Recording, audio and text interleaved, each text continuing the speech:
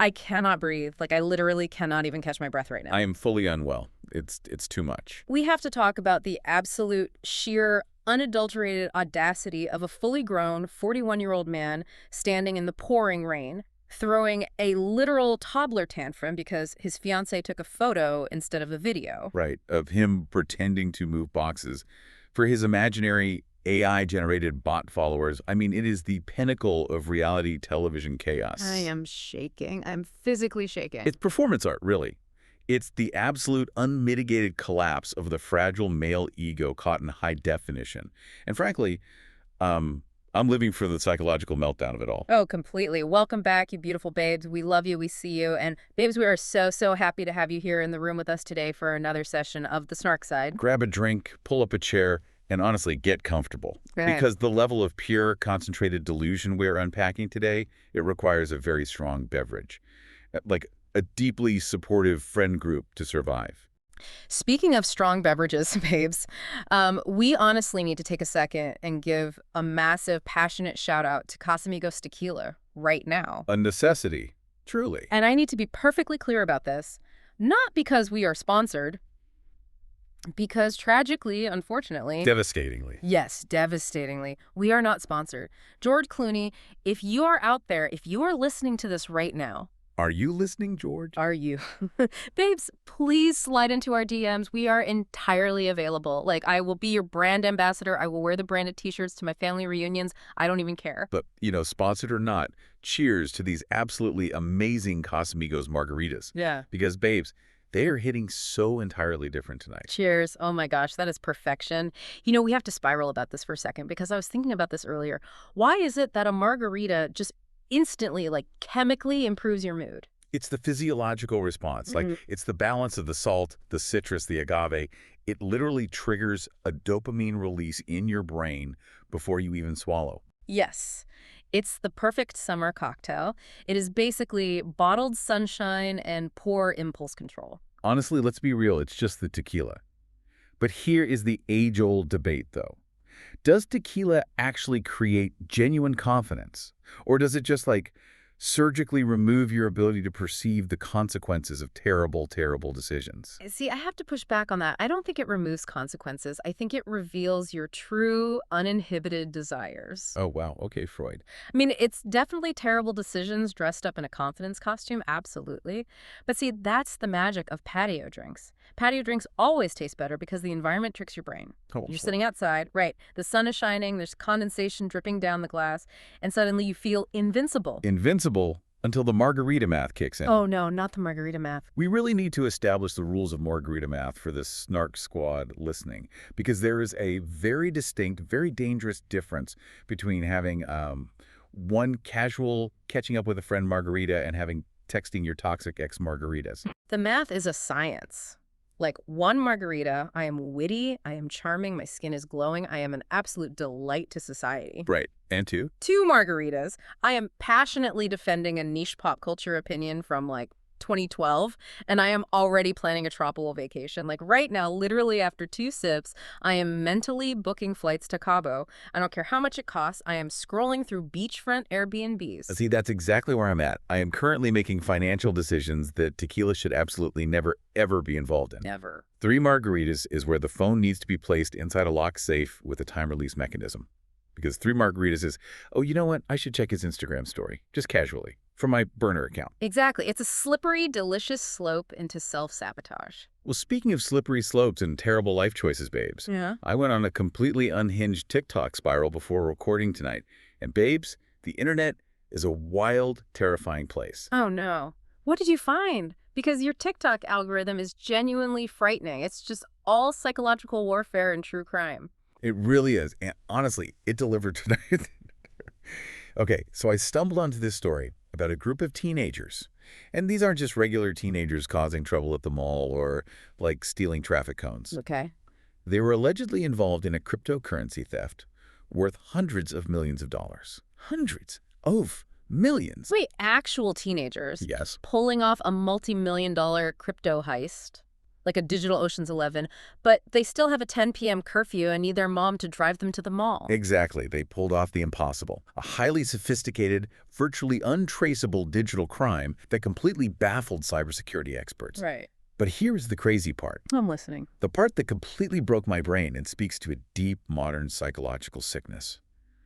After doing all of this, after getting away with the perfect crime, they allegedly documented their own behavior online. No. Yes, they flexed their wealth so incredibly hard on social media, posting designer watches, custom sports cars, massive club tabs, that they literally attracted the federal authorities right to their front doors. Stop it right now. They told on themselves. They told on themselves they could not resist the validation. They had millions in stolen, untraceable crypto, and instead of disappearing to a private island and living quietly as anonymous millionaires, they chose clout. This is a psychological illness. Why do people constantly do this? Like, why do they tell on themselves? Like, criminals today are completely desperate for an audience. Yep. It's not enough to get away with the crime. You have to go viral for getting away with the crime. It's what sociologists call the validation paradox. The primal human urge to be perceived and validated publicly now completely outweighs our evolutionary instinct for self-preservation. Wow. Like, social media has rewired our neural pathways. People would rather go to a federal penitentiary with 1 million followers than live quietly on a beach with $10 million. It makes zero logical sense, but it explains so much of human behavior today. The validation paradox. That makes so much sense. It really is an illness. And it got me thinking, we were debating this earlier. If we, hypothetically, and babes, purely hypothetically, we are law-abiding citizens who just enjoy a good margarita. Obviously. But if we ever committed a massive crime, obviously we wouldn't live stream it on TikTok. But what would be the dumbest, most ridiculous way we would accidentally get caught? Oh, I already know exactly how you would go down. The FBI wouldn't even need a warrant. They would just need to stand near you in a grocery store. Okay, look, I admit it. I know myself and I know my nervous system. I would 100% accidentally confess to the crime while nervously over-explaining a completely unrelated detail to a cashier at Trader Joe's. Literally. Like, I'd be buying oat milk and the cashier would just innocently say, "Oh, how's your Tuesday going?" And I would freeze, panic about the social contract of lying, and say, "Oh, it's so crazy. You know, I was just trying to figure out where to hide all these unmarked bearer bonds I stole from the vault. But anyway, did you know these organic grapes are on sale?" You would completely crack. I would just crumble under the sheer oppressive pressure of small talk. You would. The guilt would physically manifest and eat you alive in the checkout line. Your flight or fight response is literally just confess and apologize. It's true. But how would you get caught? Because you think you're a mastermind, but you have a fatal, arrogant flaw? I do, and I admit it with my whole chest. I would get away with the crime perfectly. The police would have zero leads. It would be unsolved cold case for the ages. But then, a year later, some true crime content creator would cover my case. Oh, I see where this is going. And I would be listening. And they would mispronounce a key geographic location, or they would mess up the timeline of the getaway, or worse, they would use who instead of whom in their analysis of my brilliance. Oh my gosh. And the rage, the sheer grammatical and factual rage inside me would boil over. I wouldn't be able to resist. I would log into a burner account, march straight to their YouTube comment section, and leave a detailed, bulleted list correcting their factual errors, citing my own crime. You would literally dox yourself just to prove you are intellectually superior to the true crime creator. Absolutely. You'd be like, actually, the getaway vehicle was a 2021 model, not a 2020, if you did a shred of actual research. Exactly. The authorities would track my IP address, kick down my door, and I'd be sitting there like, I'm not even mad you caught me. Just please use proper subject-verb agreement on the arrest warrant. That is so deeply on brand for you. The intellectual ego is always the downfall. But you know who else tells on themselves in the absolute best way? Our amazing listener. Yes. Babes, we need to take a second and thank the Snark Squad. Yeah. Because the shady, snarky, or stupid submissions have been top tier incredible lately. You guys are living messy, chaotic lives, and we are so honored that you trust us with your secrets. The level of chaos in our inbox is the only thing sustaining my life force right now. So let's get into it. We have 3 listener confessions tonight. We are going to overanalyze every decision, debate the motivations, and ultimately rate each one, shady, snarky, or stupid. Okay, confession number 1. Let me pull this up. Okay. Babes, I need your ruling.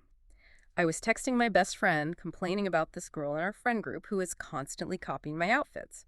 I took a screenshot of her Instagram story to prove it, attached a massive paragraph absolutely roasting her fashion sense, and hit send. Oh, no.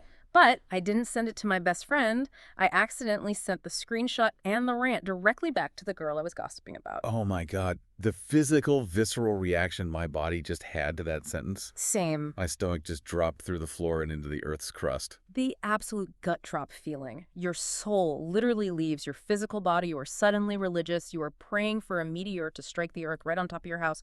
What do you even do in that situation? Is it fight, flight, or freeze? First of all, the motivation here is classic, everyday snark. We all vent. It's how we process social irritation. But the execution is a fatal, catastrophic error. Like, do you try to unsend it? On some apps, if they haven't read it, you can pull it back. But if it says delivered and then immediately switches to read, game over, you are staring at the abyss. Wait, could you play it off? Like, could you follow it up immediately with, does this look like you? My friend found this random influencer's page, and we thought it was your twin. No. Because the text literally said, she is constantly copying my outfits. Yeah. You cannot backtrack from a targeted, personalized, highly specific roast. Yeah, that's true. It was a joke. Defense won't hold up in the court of group chats. You have to either fake your own death, throw your phone in a river, or double down and be a villain. Just reply, yeah, I said it. Stop buying my clothes. So what's the ruling? I mean, the intent was snarky, but the execution was, I'm sorry, babe, it's stupid. You have to double-check the contact name. Always check the recipient before sending a screenshot. It's digital survival 101. Totally agree. Stupid. A devastating, unforced error. Okay, I have confession number 2 here. I really didn't want to go to a coworker's birthday dinner, so I created an elaborate fake excuse about my car breaking down. But I completely forgot that 3 days earlier, I had told a totally different coworker that my car was currently in the shop getting a new transmission, so I was taking the bus all week. They compared notes at the dinner, and I was fully busted. Okay, this is exactly why lying requires intense administrative work. You cannot spin a web of social lies without an Excel spreadsheet and a color-coded calendar. The lie tracking methodology here is abysmal. If you are going to be a flaky, avoidant friend, you need continuity. You need a show Bible for your own life. You're creating plot holes in your own narrative. I have a personal story about this exact thing. Go do tell. A few years ago, I got caught in a massive web of social lies because of my own laziness. I told one friend I had a terrible stomach bug to get out of a brunch because I just wanted to rot in bed, you know? Right, totally valid. Then, that same afternoon, I told another friend I was working mandatory overtime to get out of drinks. But then I actually just went to Target by myself to buy candles, and I ran into both of them together in the home decor aisle. No. The universe truly stepped in to punish your hubris. I just stood there holding a giant eucalyptus candle, perfectly healthy, clearly not at work, looking like an absolute sociopath. The silence was deafening, so I completely relate to this submission. I rate this one shady. You were trying to be shady to get out of plans, but you lacked the intellectual focus to pull it off. I'm going with shady, too. Just see you're tired. People respect the boundary of, like, I'm too socially drained to put on hard pants. Yeah. Just be honest. All right, final confession number 3. I texted my friends that I was almost there, just looking for parking, while I was literally still sitting on my bed, dripping wet, wrapped in a towel, having not even started my makeup. Oh, absolutely not. I will fiercely defend this behavior until the end of time. I will take this to the Supreme Court. This is a universal human right. It's the girl mac of time management. Looking for parking spiritually translates to, I am mentally preparing to leave the sanctuary of my home. Exactly. Sometimes you just sit in the towel and stare at a blank wall. The towel time is a sacred liminal space. It's a meditative state. You are gathering the kinetic energy required to participate in society. If I say I'm almost there, I mean my soul is almost ready to inhabit my physical body so I can put on mascara. It's not a lie. It's a projection of future reality. Yeah. You are speaking your arrival into existence. I rate this snarky, bordering on iconic. It's just what we do to survive the pressure of punctuality. Agreed. Snarky and fully legally justified, babes. Keep sending those in. We're obsessed with your messy lives. But okay, we need to transition. Because as much as we love our own chaos, we have a mission today. We do. We need to center ourselves. Babes, today's session is a masterclass in human delusion. We are taking the new footage from Season 12, Episode 4, and using it to dissect the psychology of reality TV relationships. We are looking at sunk cost fallacies, cultural gaslighting, emotional fraud, and the psychology of weaponized incompetence. Because these couples are doing exactly what those TikTok teenagers did. They are going on international television and telling on themselves.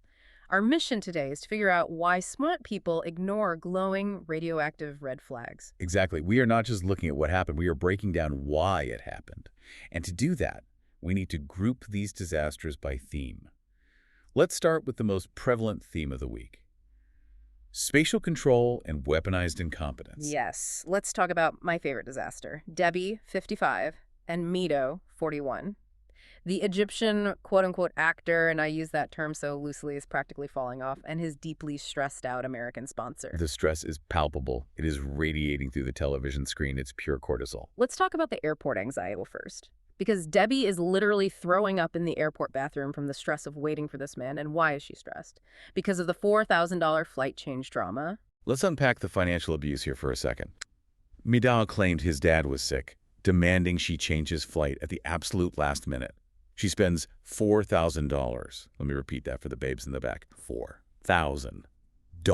It's insane. You know what I could do with $4,000? It would not involve flying a 41-year-old man-child to New Orleans. And he didn't even confirm he was getting on the plane. He just texted no comment or something ridiculous, leaving her in total limbo. So she's at the airport. Her daughter is there. The poor dog, Little Bit, is there looking overstimulated, and she thinks she just set $4,000 on fire. And then he finally saunters down the escalator. And what does he say in his confessional about this agonizing, gut-wrenching anxiety he deliberately put her through? He says, it was a prank. Yes. He wanted to surprise her. He saw her crying and throwing up, and his takeaway was, oh, my surprise was so successful. That is not a prank. That is a massive, glowing, radioactive red flag. It shows a complete lack of empathy. Her daughter wanted him to apologize and own up to it, but he just get defensive. But babes, it gets so much worse. They leave the airport and go to Debby's apartment. Now, Debby has a one-bedroom apartment. Her daughter is visiting from Germany, so the daughter is literally sleeping on the couch so Debby and Mido can share the bedroom. But wait, we have a plot twist. Mido suddenly announces that due to his religion, he cannot share a bed with a woman before marriage. He claims he wants to preserve his virtue. Which, okay, respect her religious beliefs. If that's your boundary, fine. But babes, they are sleeping in the same bed. Exactly. He didn't say, I'll take the floor. He didn't say, I'll take the couch. He gets in the bed with her, and they build a literal pillow wall down the middle of the mattress. It's the pillow fort of purity. I cannot. But let's look at the psychology of this. It's not actually about religion. It's a structural boundary designed to maintain a power imbalance. He is a 41-year-old man acting like a middle schooler at a co-ed sleepover. Don't cross the pillow line, Debbie. It's so weird. Right. If you are so strictly adhering to this rule, why are you sharing a mattress? Why are you kicking the daughter onto the couch? It's performative rejection. He is physically creating a barrier to say, I'm in control of the intimacy here, and Debby is literally reading a script like, yes, Mido is a virgin and we are waiting. Girl, nobody believes this. Nobody. And the audacity of this man. She comes out in a nightgown trying to be a little romantic, and he tells the cameras, she surprised me when she wore that. She was not sexy at all. He literally said he was not tempted to get intimate with her. And he added that if they aren't sexually compatible after marriage, he might just leave her. The absolute cruelty of that statement. He is necking her on international television to destroy her self-esteem so she's easier to control. Which brings us to the wardrobe double standard, because this genuinely made my blood boil. Oh, the leggings. We have to talk about the leggings. They are getting ready to go out in downtown New Orleans. It is famously humid. It is basically a swamp. Debby puts on a completely normal tank top. A basic tank top. And Mido looks at her in disgust and demands she change because her shoulders are showing. He says he needs to protect her from other men's eyes. It is patriarchal control disguised as care. He forces a 55-year-old woman to go back into the bathroom and cover her shoulders in a literal crawfish boil of a climate. But what is Mido wearing? He struts out of the room wearing skin-tight, painted-on leggings, and he says, I am a sexy man. You can see everything in those leggings. The absolute hypocrisy. You're forcing your partner to sweat to death to hide her body while you are walking around looking like a backup dancer from an 80s workout video because you crave male validation. And he's just prancing down the street in New Orleans fully believing he is a movie star. Which brings us to the Hollywood delusion. Mido thinks that arriving in New Orleans is basically the equivalent of arriving on a studio lot in Los Angeles. The geographical ignorance is staggering, but it's fueled by extreme narcissism. They are in a juice shot, and he asks her, so, how far is Hollywood from here? A couple of days by car. She's like, yeah, it's a long drive. he actually suggests they just pack up and move to Hollywood immediately to start his acting career. He honestly believes he's just going to walk down the Hollywood Walk of Fame and Steven Spielberg is going to jump out of a bush and hand him a script. And have you seen his acting? He shows the camera these bizarre AI-generated headshots where he looks like a video game character, and then he does this little De Niro impression like, you talking to me, you talking to me. It's painful. He expects Debbie to entirely fund a cross-country move to Los Angeles based on AI headshots and zero talent. Yeah. And Debbie is sitting there realizing, wait, is this man here for me, or is he here for a pipe dream? Well, the illusion fully shatters on moving day. This is the pinnacle of the episode. Debbie, being the ultimate people-pleaser, realizes the one-bedroom with the pillow fort is too cramped, so she upgrades. She rents a brand-new 2-bedroom apartment just to appease him and give him his own space. She is literally doing all the heavy lifting, dealing with movers, packing up all her collectibles. And the Mido, he is employing classic weaponized incompetence.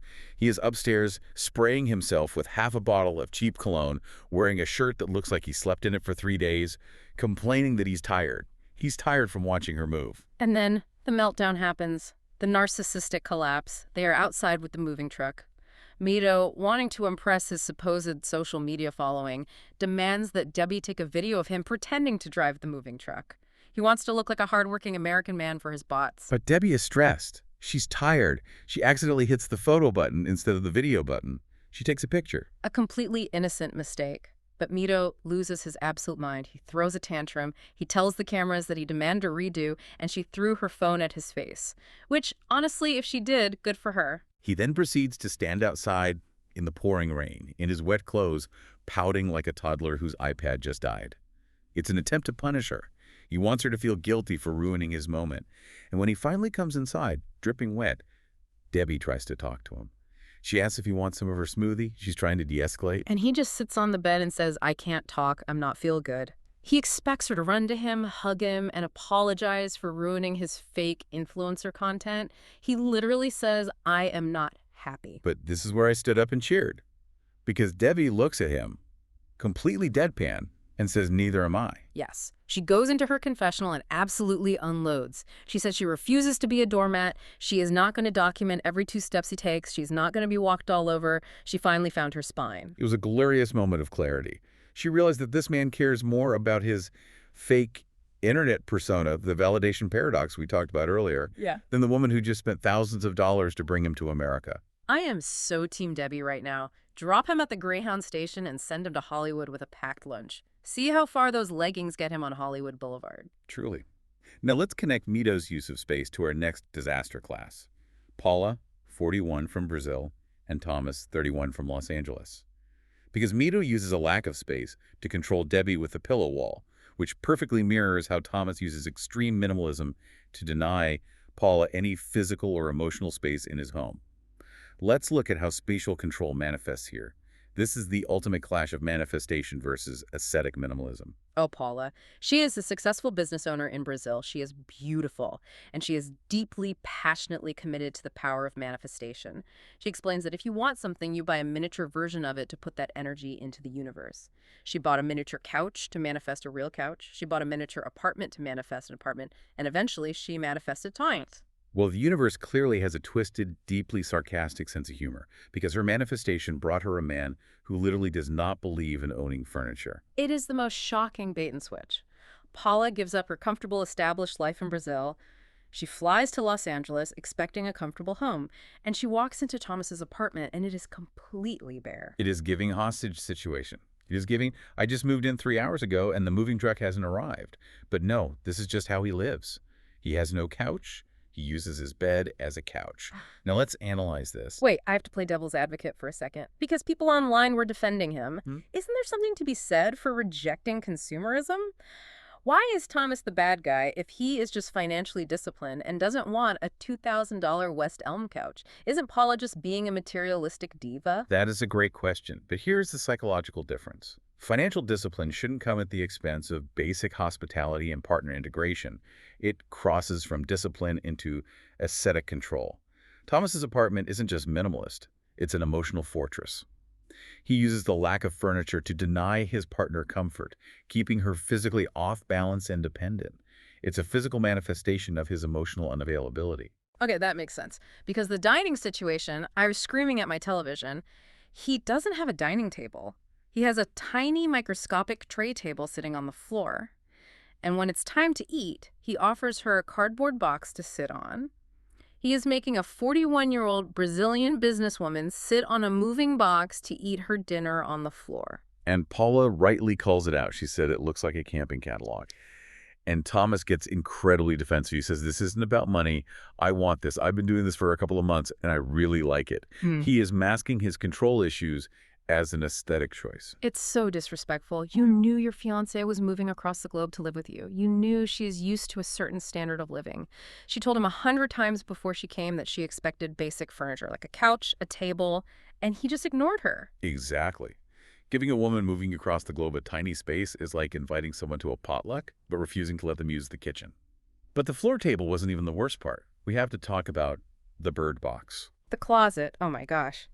So she has all her massive luggage she needs to unpack. And Thomas shows her where she can put her things. He points to a tiny sliver of a closet space, a little door that she literally calls a little bird box. He kept the massive walk-in master closet entirely for himself. He didn't clear out any space for his future wife. Yeah. When she complains, he just shrugs and says his closets are full, and maybe he'll pack some stuff up, but it will take time. It is the ultimate visual representation of a man who is entirely unprepared to share his life. He hasn't made physical space for her, which means he hasn't made emotional space for her either. She looks at the camera and says, this is a single-man house, and he needs to figure out that now he's committed to her marriage. And she is not playing games. Yeah. Paula does not mess around with sunk cost fallacies. She drops a massive ultimatum at the end of the episode. She looks at him and says she expects changes. He suggests it might take months for her to adjust to his lifestyle. And she immediately shuts it down. She says, months? No. I can accept it maximum 7 days. 7 days? She gave him a 1-week countdown clock to buy a couch, or she's getting on a plane back to Brazil. And honestly, I am so proud of her. Is she being demanding? Some people might think so. But is a couch a basic human right? Yes. Yes, it is. It absolutely is. You cannot invite a grown woman to live with you and offer her a cardboard box. His apartment is a physical red flag. So we've covered spatial control. Let's move to our next psychological theme. Emotional fraud and deflection. Because, babes, this next storyline is giving me hives. It is so uncomfortable. Let's talk about Mallory, 29, and Recep from Turkey. It starts out exhausting and immediately nosedives into deeply offensive ethnocentrism. Recep arrives in Alabama, and this man has just endured 26 hours of travel, 4 connecting flights. He is jet-lagged, he is exhausted, he just wants to sleep. And what happens the second they get in the car? Mallory is driving like a maniac and immediately gets a speeding ticket. Welcome to America, Recep. Here's a police siren and a fine. But that's just the appetizer for the culture shock, because Mallory's decided that she needs to act as the ultimate, unofficial spokesperson for America. It was so cringe-inducing. Her best friend pulls up to the airport in this tacky car, wearing a bedazzled cowboy hat, and slaps it on Recep's head. And Mallory is spouting the most ridiculous stereotypes. She's yelling about being back-to-back World War champions to a Turkish man who literally looks like he wants the ground to swallow him whole. The Ricky Bobby quotes. The forced enthusiasm for fast food. It's the quintessential ignorant American trope playing out in real time. It's defensive superiority. She is aggressively forcing her culture onto him so she doesn't have to accommodate his. But the conversation that truly broke me was when they finally got to her house. Oh, the bathroom conversation. Babes, trigger warning for gross terminology. So Recep goes to use the restroom, and he comes out looking confused. He asks if she has a bidet. A perfectly normal question. Bidets are standard in many parts of the world, especially in Turkish culture. He just wants to know how to properly wash himself. And Mallory, acting like he just asked to sacrifice a goat in her living room, says, we don't use that. We use toilet paper. And Recep logically points out that dry toilet paper doesn't actually clean anything. He says, you can't wipe your ass with toilet paper. I need to make sure it's clean down there. Which is a scientifically valid hygienic point. Yeah. But Mallory doubles down on her ethnocentrism. She proudly announces on international television that she uses the word dingleberries. She literally says, we call them dingleberries, to her exhausted Turkish fiancé. I wanted to peel my own skin off. Why would you say that on camera? And why are you explaining it to him like it's a cherished American tradition to have poor bathroom hygiene? It was horrific. But somehow, that wasn't even the biggest issue in this episode for them. Yeah. Because we need to talk about the baby trap. This is where the emotional fraud comes in. This is so dark. So Recep is trying to be sweet. He unpacks his bags and proudly pulls out the surprise gift he brought from Turkey. It's baby clothes. He bought little outfits for their future children. He looks at her and says, "We will make baby." This is first gift. It's a huge gesture. It shows he is fully invested in starting a family, that he's already planning for their future together. And Mallory's face just completely falls. She is caught entirely off guard. She goes into her confessional and drops a massive bombshell. She admits to the cameras that she has never had the desire to be a mother. She doesn't want kids. It's not on her plate, and it might never be. And here is the truly toxic part, the ultimate sunk cost manipulation. She admits she has never told him this. She is engaged to a man. She brought him across the world on a K-1 visa. They have 90 days to get married. And she has deliberately hidden the fact that she doesn't want children, knowing full well that in his culture and for him personally, family is incredibly important. She literally says, "I've never sat down and had that honest conversation. I definitely should. It needs to happen." Well, think, Mallory. That is a pre-engagement conversation. That is a first month of dating conversation. You don't wait until the man is holding a tiny onesie in your Alabama living room to be like, "Oh, by the way, I'm going to be completely altering your life plan." Why do humans do this? It's conflict avoidance mixed with the sunk cost fallacy. She knows it's a deal breaker, so she waits until he has given up his home, his job, and his country. She waits until he is so deeply invested financially and emotionally that leaving becomes logistically almost impossible. It is emotional manipulation by omission. It is incredibly unfair to Rasset. And the trust is already crumbling. Because right after the baby clothes incident, they are sitting there, and Mallory's phone buzzes. It's a text message from her ex-boyfriend. The timing is almost too perfect to be real, but the reaction is genuine. Rasset catches the text, and you can see the exhaustion and the betrayal hit him all at once. Tensions absolutely explode. I completely side with Rasset's frustration here. You just traveled across the world. Your fiancé is hiding major life details. She's talking about dingleberries. And now her ex is blowing up her phone on day one. Not to mention she casually drops the bomb that the guy coming over to pick up the dog camera, who she affectionately calls Brandy, is another guy she's involved with, or at least a friend who clearly makes Rasset uncomfortable. Rasset literally puffs up his chest and says he can take Brandy in a fight. Mallory is surrounded by an entire fleet of red flags, and she's just waving them around like a parade. It is a disaster waiting to happen. Now, speaking of emotional fraud, we need to do some quick hits on the other couples in this theme. Let's talk about Annabelle and Shay. This was a brief segment, but it was potent. Annabelle finally sits Shay down to confront him about the brewing rumors of his infidelity. She has receipts, she has suspicions, and she is asking for direct answers. And what does Shay do? He pulls out the classic reality TV gaslighting playbook. He gets defensive, he gets dismissive, he refuses to answer the question directly, and instead drops this absolutely unhinged line: "People perceive cheating in different ways." Oh, the deflection. That is the battle cry of a guilty man trying to escape accountability. Well, it depends on how you define cheating. No shade. We all define it the same way. It's a universally understood concept. He's trying to intellectualize his way out of a moral failing. The edit on this was incredible because Annabelle just gives him this look of pure, concentrated disgust. And she doesn't even argue. She just stands up and aggressively storms out of the room mid-conversation. And I was clapping. Yes, do not engage with the deflection. It is a total breakdown of communication. If a man responds to a cheating allegation with a philosophical debate on the nature of perception, you run. You run fast and you run far. Period. Okay, our final psychological theme for today: territorial defense and bureaucratic purgatory. Let's look at Ashia and Maxwell first. They have been stuck in the absolute nightmare that is the K-1 visa delay process. They are trapped in bureaucratic purgatory. Ashia meets with her friend Patricia, who tells her she just needs to be patient. But Ashia has hit her absolute breaking point. She is sick of crying to her immigration lawyer. She is sick of the waiting. So she decides to take matters into her own hands.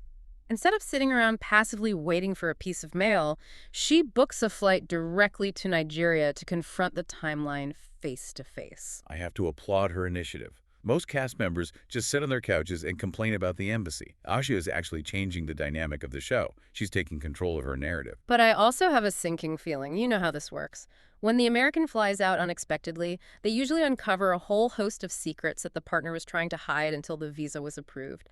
I feel like this trip is going to expose a lot more than just processing delays. Without a doubt, she is flying into a storm. Because when you disrupt the controlled environment, the truth spills out. Finally, we have to talk about Marissa, Edward, and the most toxic ex-husband on television, Michael. This storyline is making me so tense. So Marissa is getting ready for Edward to arrive at the airport. She wants to give him a welcoming gift. But she wants to be not like other girls, so instead of a sign and balloons, she gives him a key. A key in a little gift box. Yeah. Edward opens it. He's so happy. He says, "Oh, a key to our new home." And Marissa has to look at him and say, "Actually, that key doesn't work. All my locks are digital." That's just symbolic. It is incredibly stupid. Why give him a physical object that is functionally useless? Just give him the passcode on a cute card. Here's a piece of jagged metal you have to carry around in your pocket for no reason. Welcome to America. It's completely unhelpful. It's an empty gesture. But the real issue here isn't the fake key. It is Michael, the ex-husband. Yeah. Marissa and Michael share sons, and they had to co-parent. But Michael is acting like a territorial silverback gorilla. This is primal mate, guarding disguised as protecting the children. He is so aggressive. He sits down with Marissa and basically threatens Edward before he even arrives. He brings up Marissa's wealthy family, projecting his own insecurities, saying, "I felt like a loser fitting in. How is this guy going to handle it?" And then he explicitly states on camera, "I will bite someone's head off when it comes to my kids." He is treating Edward like an active threat to his wealth, his family, and his ego. And Marissa is walking on eggshells, terrified of setting him off. And babes, we have to mention this because there is extra context floating around the internet. There was an audio clip allegedly posted on social media where Michael is in the car with one of his kids, and he is checking the kid's browser history. The search history is horrifyingly funny, in a very dark, deeply troubling way. The kid is searching things like how to hurt your grandma, is it illegal to hit your grandma, how much does a hitman cost, and where to get a hitman for 15 cents. And Michael's reaction to this unhinged search history is to joke with the kid, "Hey, your grandma's not feeling well, we're going to put her out of her misery, grab a baseball bat." It is deeply toxic. If this is how he banters with his kids, imagine how he is going to treat a foreign fiancé stepping into his territory. Edward has no idea the nightmare he is walking into. The co-parenting dynamic is going to destroy this relationship before the family wealth even becomes an issue. It is a mess, a complete, unmitigated mess. Which means it's time for our segments. Babes, you know how this works.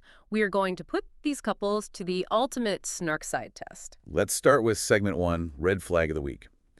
We have to debate the absolute biggest relationship red flag from this episode.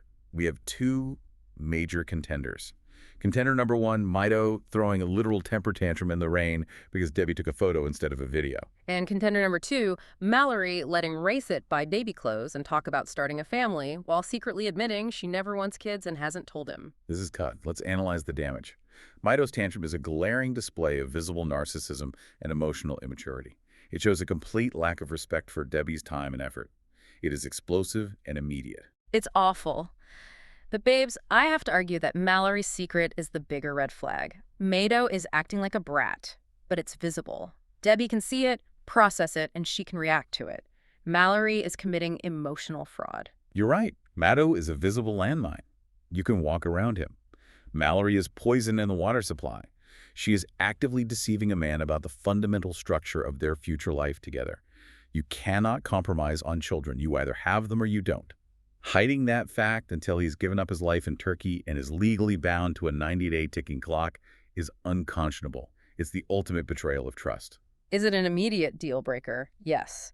If I was Razet, the second she finally tells the truth, I'm packing my bags, asking for the ring back, and finding a flight to literally anywhere else. The red flag of the week goes to Mallory. Completely agreed. Segment 2, passport revoked. Yeah. Which cast member made the worst decision this week and needs their passport temporarily confiscated for their own good? I am nominating Debbie. I know she stood up for herself at the end, but babes, she spent $4,000 on a flight change for a man who treats her like an unpaid camera crew.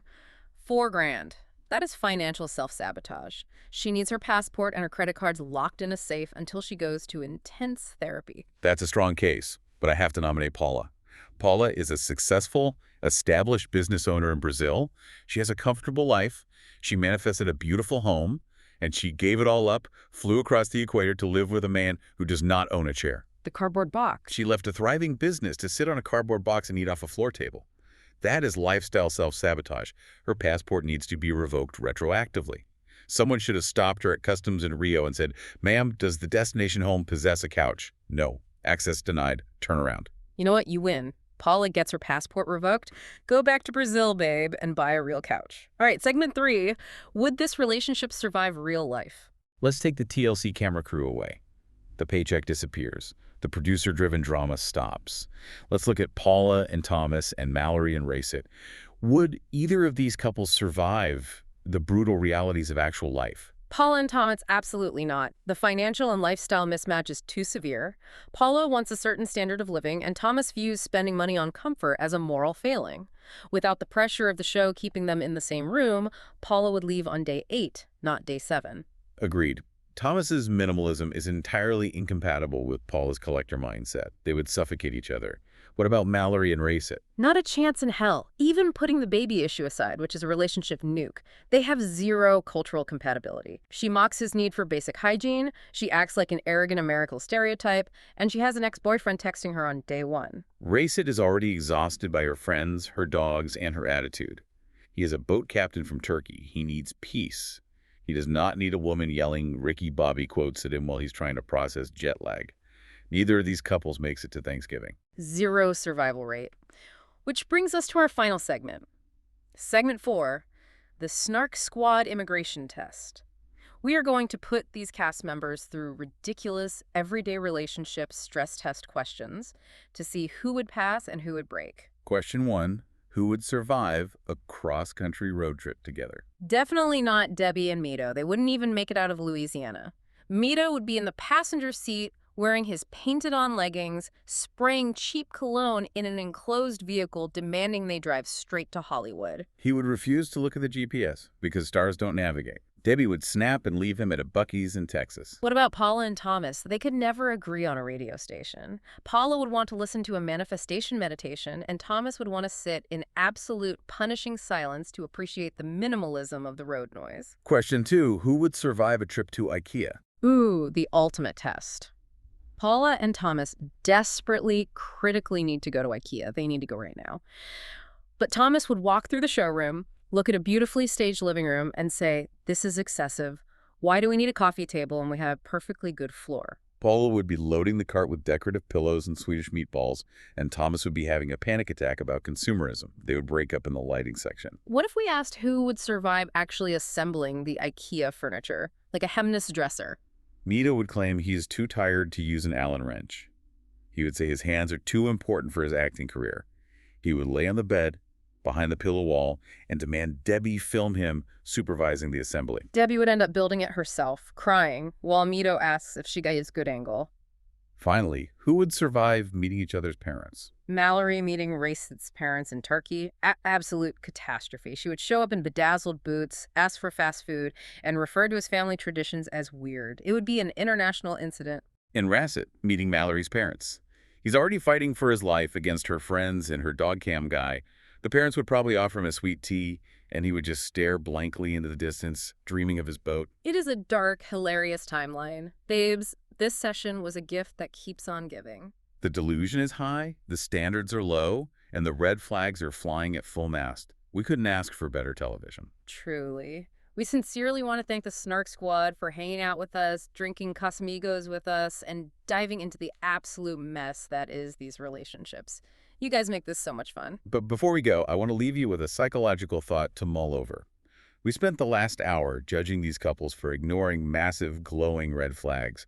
But psychological studies show that the closer we are to a situation, the more our brains literally rewrite reality to protect our egos. The cognitive dissonance is too painful, so we justify the bad behavior. So my question for you is, which red flag in your own life are you currently dressing up as a quirk? Mull that over while you finish your margarita. Oh, that is deep. I am going to be spiraling about that all night. Now, we turn over to you. We want to hear your thoughts down in the comments. Who do you think had the biggest red flag this week? Was it Mido's photo tantrum or Mallory's secret baby trap? And which couple do you trust the absolute least? Because right now, my trust levels are in the negatives across the board. Let us know. And don't forget to do the YouTube things. Like this video, leave a comment, and make sure you hit subscribe so you never miss a chat with us. Also, keep sending in your shady, snarky, or stupid stories for next week. We live for your drama. And please, share the snark side with your messiest bestie. Send it in the group chat. Spread the chaos. Until next time, babes. Stay messy. Stay iconic. And see you on the snark side.